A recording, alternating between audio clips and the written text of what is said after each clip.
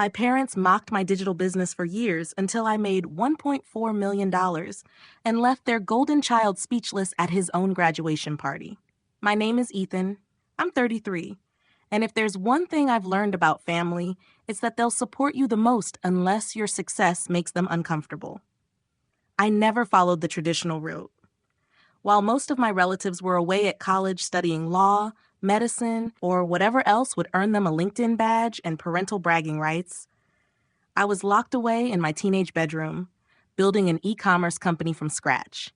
At first, the business only sold custom laptop sleeves, then hoodies, then it snowballed. While they were submitting applications and praying for internships, I was filing taxes for an S-corp and managing 6 figures of inventory.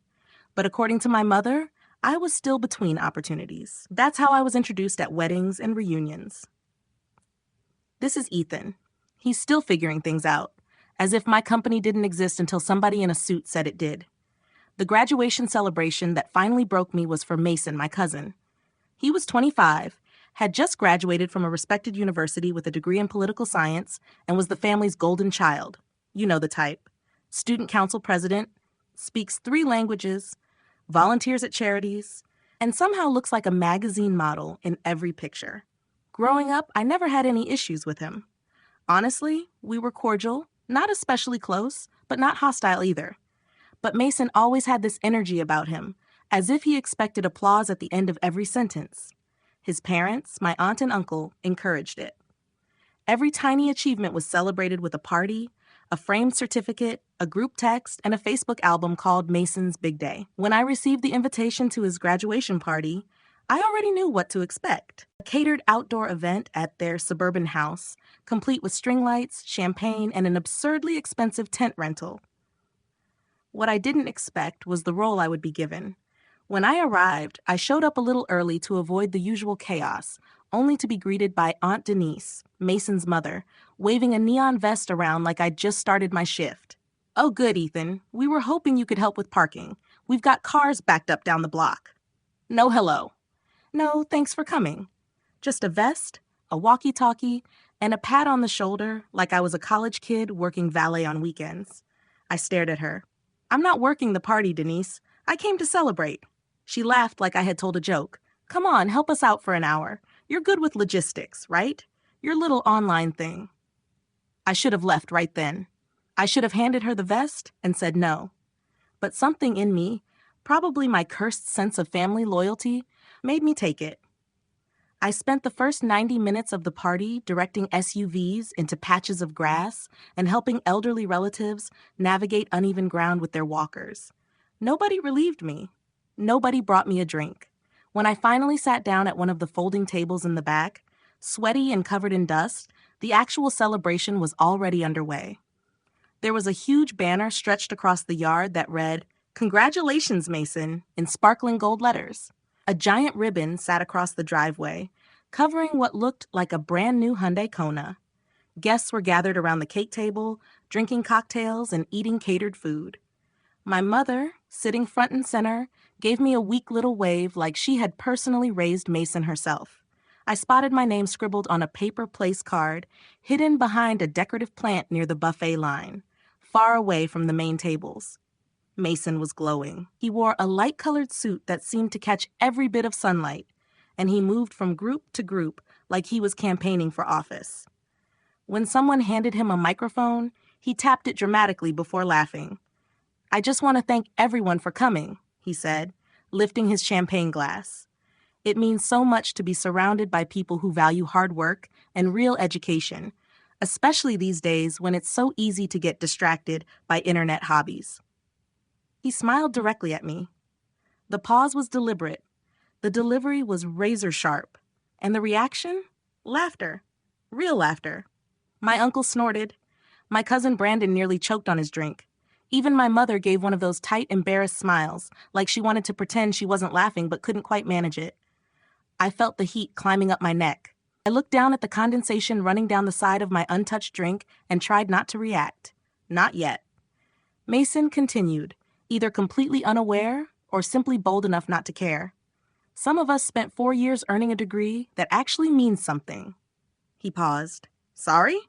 Not sorry. More laughter. He clinked glasses with a few friends before handing the microphone back like he was ending a scene in a teen movie. My mother looked over at me, gave a tiny shrug, and said, "He didn't mean anything by it." The truth was, I didn't care about the car. I didn't care about the banner. I didn't care about the speech. And I didn't care that every photograph seemed to be taken with me, accidentally cropped into the background beside a hedge like a forgotten waiter. What hurt was the years of quiet dismissals. The smirks whenever I tried to explain what I did. My own mother would skip right past updates about my business just to talk about one of Mason's professors who had supposedly worked in Washington.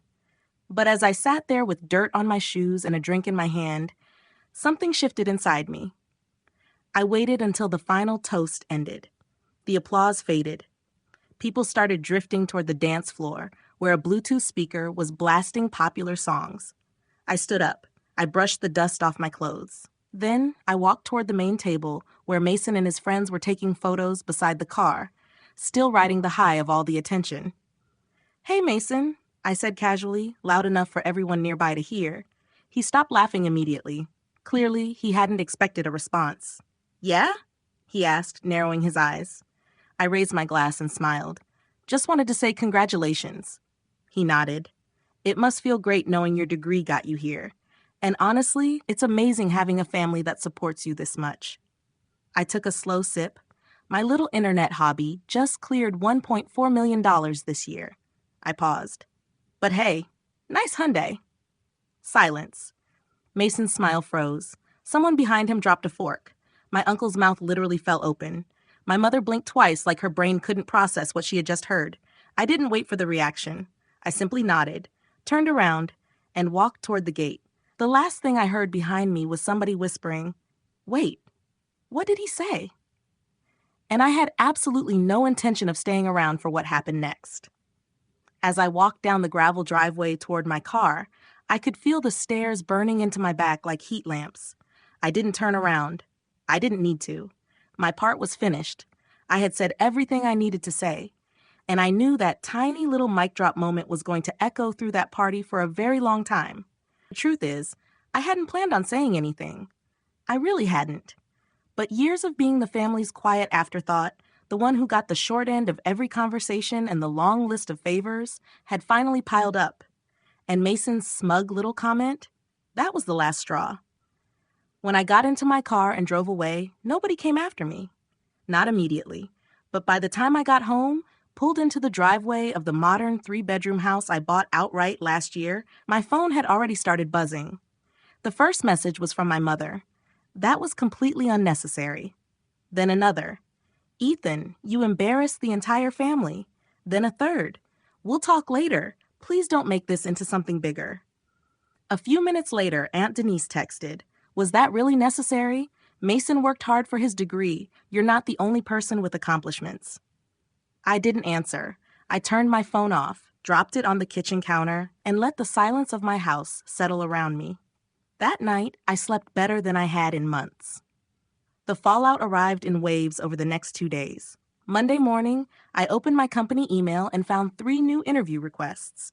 Apparently, one of Mason's friends had looked up my business after the party and was impressed by what we'd built. Built, not stumbled into, not gotten lucky with. Built. That word mattered to me. A month earlier, I probably would have forwarded those requests to my assistant. This time, I took the calls myself. For once, I wanted people to hear my story. Tuesday evening, my mother showed up at my front door. She didn't text first. She didn't call. She just rang the bell, holding a plastic food container like it was still 2007, and I was a college student who needed leftovers and life advice. I opened the door slowly. "Hey," she said quietly. "I brought dinner." I stepped aside and let her in. She stood in the entryway for a moment, looking around as though it was the first time she'd really seen the place. The minimalist furniture, the local artwork, the smart lighting, everything about it quietly spoke the language of success, a language she had never bothered to learn. "You've done well for yourself," she finally said. "Yeah," I replied. "I have." She placed the container on the counter. Then she looked at me. "You embarrassed Mason. You embarrassed the whole family."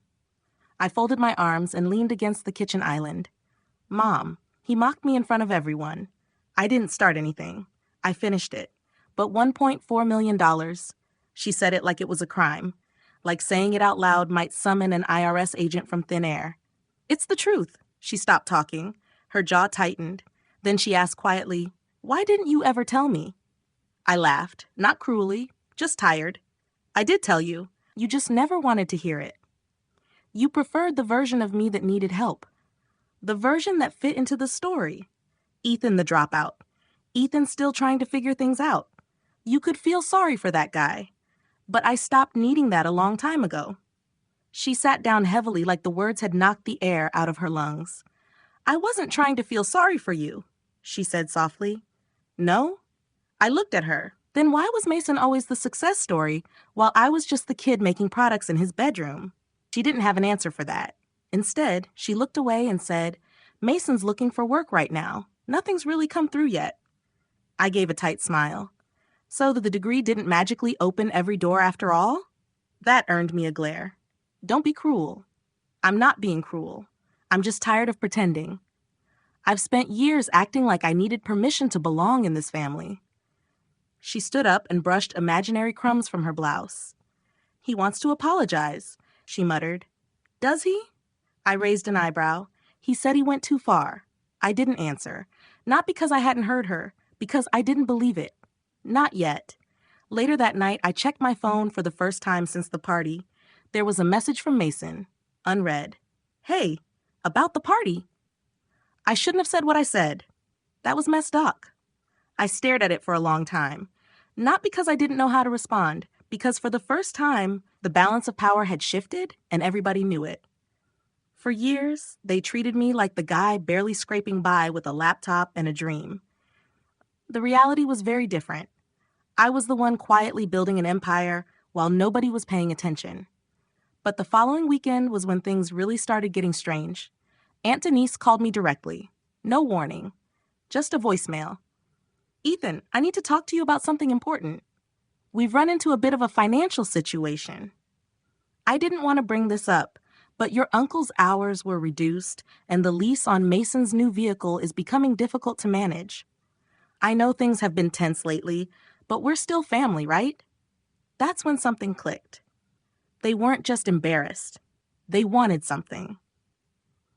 I listened to the voicemail twice, not because I needed to hear it again, because I couldn't believe how quickly the tone had changed. A few days earlier, I had been the family joke wearing a reflective vest and directing traffic into grassy fields. Now, suddenly, I was the emergency fund. I didn't call Aunt Denise back. Not immediately. In fact, I didn't respond at all. I let her wonder whether I'd heard it. Let the discomfort grow. I knew this pattern. It was predictable. First came the mockery, then the silence, then the sudden kindness, then the "we're family" speech the moment they needed a favor. And make no mistake, this was a favor, an expensive one. I sat down at my kitchen table, opened my laptop, and pulled up Mason's Instagram page. He had posted a carousel of photos from the graduation party, the banner, the speeches, the car, the keys. The caption read, "New beginnings, real work, making a difference." Real work. There it was again, that phrase. I scrolled through the comments, dozens of likes from relatives, family friends, former classmates, people telling him how amazing he was, how proud they were. One comment said, "Can't wait to see you at the State Department someday." That one actually made me laugh, because I knew Mason hadn't received a single job offer. Not because he told me, because my mother accidentally revealed it while trying to defend him in my kitchen. The guy who made speeches about real degrees and internet hobbies was now 3 months into unemployment and quietly panicking. Still, I wasn't planning to do anything. I wasn't looking for revenge. Not yet. Then came the second call. This time it was my uncle. "Ethan, hey, I just wanted to clear the air. You know we love you. We always have. And the whole graduation thing, it was just a little teasing. Mason has a great sense of humor. He gets that from his father." He laughed nervously. Then he continued, "Denise mentioned the lease and said she left you a voicemail. We're just a little tight this month. It would really help if you could cover the first few payments until Mason gets settled. I mean, you said your business is doing really well, right?" I sat there in stunned silence, holding my phone like it might explode. The entitlement was almost impressive. There was no mention of the years I spent quietly helping with expenses, no mention of birthday gifts, holiday dinners, family emergencies, nothing about the countless times I stepped in while they handed out backhanded compliments and folding chairs. There wasn't a single acknowledgement that Mason's comments had been cruel. Not rude, not insulting, not humiliating, just more entitlement, more expectations, more of the same. That's when I opened a spreadsheet I had been maintaining for years. Not obsessively, just carefully. Every dollar I had ever loaned or spent on family, everything. The $400 I loaned Brandon for college books that somehow never got repaid. The $2,300 I gave Denise and my uncle when their roof started leaking 3 winters ago. Every favor, every emergency, every guilt-driven contribution. I had quietly paid for all of it to keep the peace. I scrolled to the bottom. The total stared back at me. $48,640. $48,640. Not including interest, not including emotional labor, not including years of being treated like a walking ATM while everyone acted like I had accomplished nothing. I looked at the number for a long time. Then I took a deep breath and started writing a message to Mason. Hey, I got your text. I've been thinking about it. I appreciate the apology. But I've also been thinking maybe it's time for some honesty. You're right about one thing. You worked hard. I don't think that gives you the right to mock somebody else's success, especially when you don't actually understand it. But beyond that, I've realized I've spent years investing in this family emotionally and financially, and in return, I've mostly received dismissal. I read the message twice. No insults, no gloating, no anger. Just a line in the sand. Then I sent a version of that same message to my aunt, my uncle, and a softer version to my mother. My phone rang almost immediately. It was her. Ethan, can we talk about this? You can't just. Yes, I interrupted calmly. I can. And I just did. Silence. For the first time in my life, she didn't seem to have a response ready. Finally, she spoke. I didn't know what to say. Then after another pause, she asked, Did you really make over $1 million last year? Yes. How? You never asked. Another silence. Longer this time. Then she asked quietly, What do you want us to do? That question stayed with me, because that was the entire point. I didn't want them to do anything. I just wanted them to stop expecting me to carry everything. I ended the call, not because I was angry, because I no longer felt responsible for performing for anyone. The mask was gone, the bank was closed, and the family's favorite joke had finally stopped being funny. Mason didn't reply to my message for 2 days. I assumed he was angry or embarrassed, or drafting some perfectly polished response. Honestly, I didn't care. I had already said my piece. And for the first time in years, the weight I'd been carrying around, guilt, obligation, and the constant feeling of being overlooked had finally started to lift. For the first time in a very long time, I felt light. Then on the 3rd day, I received a calendar invitation. Subject, Coffee with Mason Carter. Time, Saturday, 10 o'clock in the morning. Location, Birch and Bean Cafe downtown. I stared at it for a few seconds. Part of me wanted to decline, but another part of me was curious. So I accepted. Not because I expected some heartfelt apology, because I wanted to look him in the eye and find out whether there was anything genuine underneath all that polished confidence. Saturday morning arrived gray and rainy. Honestly, it felt appropriate. I showed up 10 minutes early and ordered a black coffee. No extras, no distractions. Mason arrived 5 minutes late. Cream-colored blazer, expensive shoes, the expression of somebody trying very hard to look humble. Ethan, he said with a small smile as he sat down across from me, thanks for coming. I didn't think you would. I didn't think I would either, I replied. But here we are. We sat quietly for a moment. He stirred his cappuccino like it required careful concentration. Finally, he spoke. I read your message. Twice, I nodded. Okay, and you're right. That caught me off guard. I raised an eyebrow. He looked down at the table. I was awful. Not just at the party, for years. I made fun of what you did because I didn't understand it. Then he paused. And honestly, I was jealous. I blinked. Jealous? He nodded. Yeah, you found your thing. You built something. You made it work. Meanwhile, I'm sitting here with a shiny degree, no job offers, and a vehicle my parents can't really afford. The joke I made at the party, he sighed, that had more to do with me than it did with you. I was trying to make myself feel better. I let the words sit there. I didn't rush to forgive him. I wasn't even sure I wanted to. I appreciate you saying that, I said carefully, but it doesn't erase years of comments. Years of being treated like I mattered less. Not just by you, by everyone, even my own mother. I know, he said quietly, and that's on all of us. I nodded slowly and looked out the window at the rain sliding down the glass. Then I turned back toward him. Why did you really ask me here, Mason? He bit his lip. Not for money, I swear. Good, because that door is closed. He nodded immediately. I understand. I'm not asking for help. I just wanted to own what happened publicly. I frowned. Publicly? That's when he reached into his bag and pulled out his phone. He opened Instagram, turned the screen toward himself, and hit record on a story. Hey, everyone, he began nervously. So, this is a little uncomfortable, but it's time I said something. I sat there frozen while he kept talking. At my graduation party last week, I made a comment about online businesses and people who choose different paths. It was petty, it was arrogant, and it was completely wrong. My cousin Ethan is one of the hardest working and most successful people I know. He built his company from nothing. No shortcuts, no handouts, and I mocked him for it. That was my mistake. And I want to apologize not only to him, but to anyone heard me say those things. Success doesn't come from a diploma. It comes from work. And Ethan, if you see this, thanks for calling me out. I needed it. Then he ended the recording, uploaded it immediately, and slipped the phone back into his pocket. I blinked. Honestly, I hadn't expected that. He shrugged. I deserve to be embarrassed. You were embarrassed for years. Seems fair. For the first time in a very long time, I wasn't looking at Mason the golden child.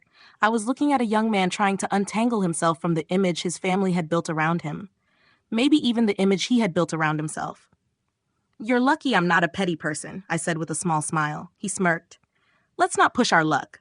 We stayed there for another hour, not talking about money, not talking about careers, not talking about family politics, just life, travel, books, random things we had somehow never discussed because we'd spent years either competing with each other or avoiding each other entirely.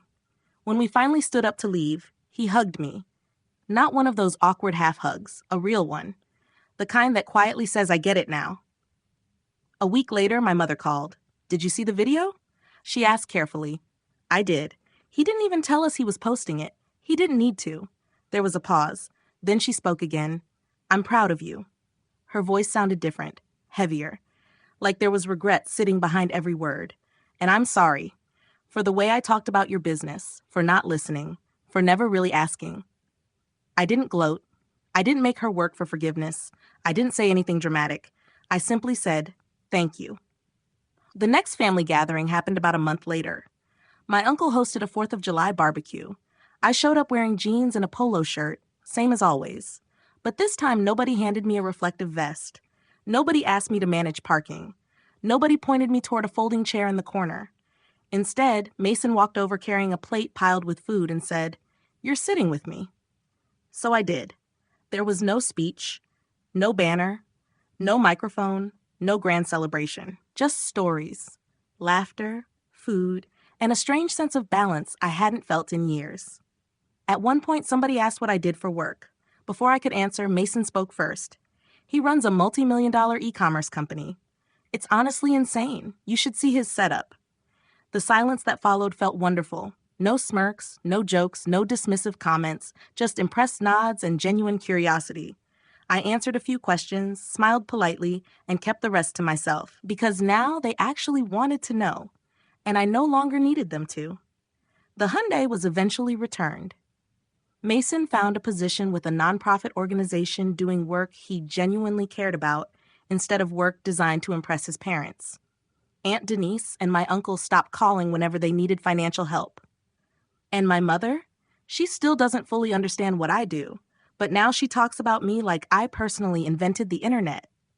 I still have that spreadsheet, not because I'm bitter, not because I want revenge, but because it reminds me where I came from. and what I no longer owe. People say success is the best revenge. Maybe. Personally, I think clarity is better. Because after all the noise, all the judgment, all the assumptions, the most beautiful thing in the world turned out to be peace. And peace is something nobody gets to take away from me anymore.